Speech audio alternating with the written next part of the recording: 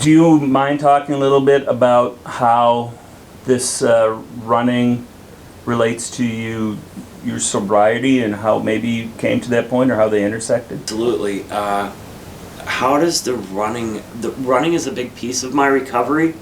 It's not something I depend on for my recovery. When I say recovery, I mean recovery from alcohol and drug abuse, or addiction rather.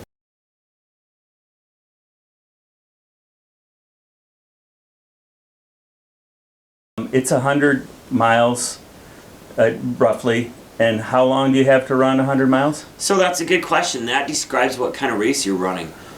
Because each race has a cutoff time period.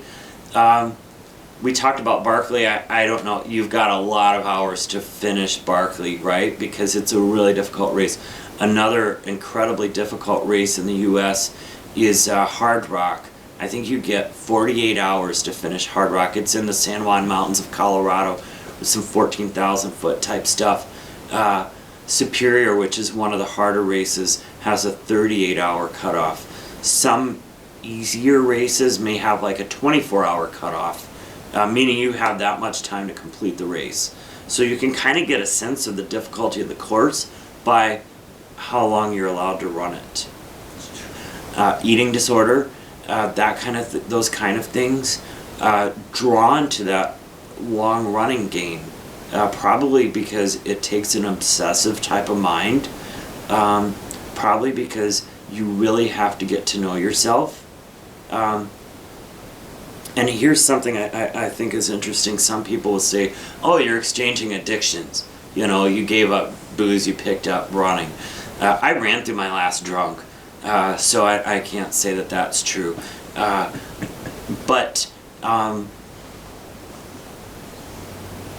guy I know described it really well when he said, when I was using it, I was always putting masks on. I didn't even want to know who I was when I was using.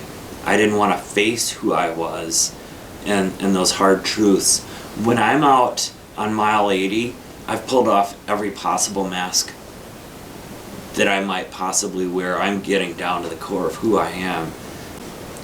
What's the draw of running 100 miles, a friend asks. Like, in a sentence, what's the draw?